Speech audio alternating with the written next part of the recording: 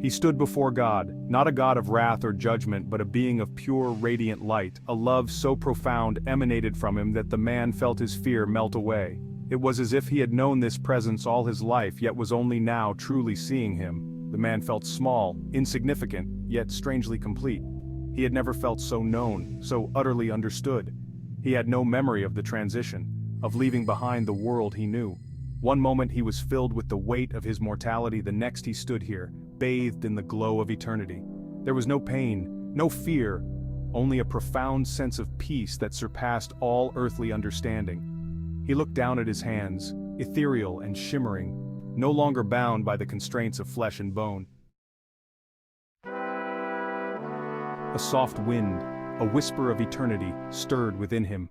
It gently lifted him, pulling him upward toward the blinding light. It was his spirit, he realized, no longer tethered to his earthly shell. It yearned for the source of that light, for the reunion with something he had always known but could never fully grasp in life. He looked back, if one could call it looking, and saw his form still standing below. It was him, yet not him. The vessel that had carried his spirit, his essence, for all those years. It seemed so distant now, like a faded photograph, the colors muted, the edges blurred. As his spirit soared higher, a warmth blossomed in his chest. It expanded, encompassing him, filling him with a joy he had never known. This, he realized, was his soul, awakening from its earthly slumber. It was lighter than air, brighter than 1,000 suns, and it followed his spirit, drawn to the same irresistible light.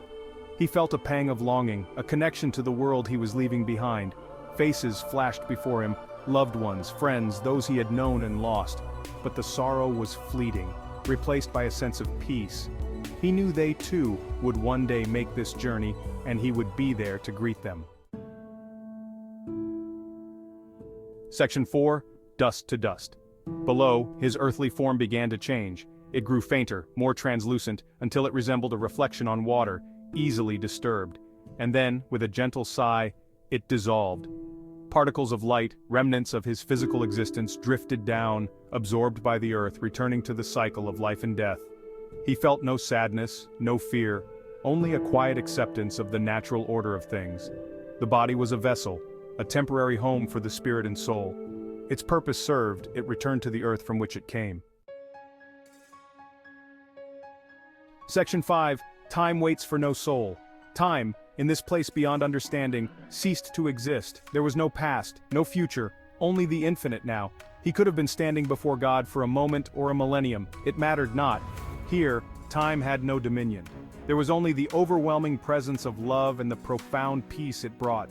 He looked up at the source of the light, his heart overflowing. He understood now. Death was not an ending but a beginning. A transition to a greater existence, a reunion with the divine. Section 6, The Coming of the King. Suddenly, the light shifted. A figure began to descend. It was a man, yet more than a man. His eyes radiated compassion, his bearing both regal and humble. He was surrounded by a legion of angels, their voices raised in a chorus of praise so beautiful it resonated in the very core of his being. He watched as the earth below began to tremble. Graves opened, and those who had slept for centuries rose, their bodies renewed, their eyes shining with the same joy and wonder he felt. They joined the procession, their voices adding to the heavenly choir. He saw people on earth, still living, being lifted up. Their faces were filled with awe and a joy so profound it brought tears to his eyes. They too were being called home to join the glorious reunion.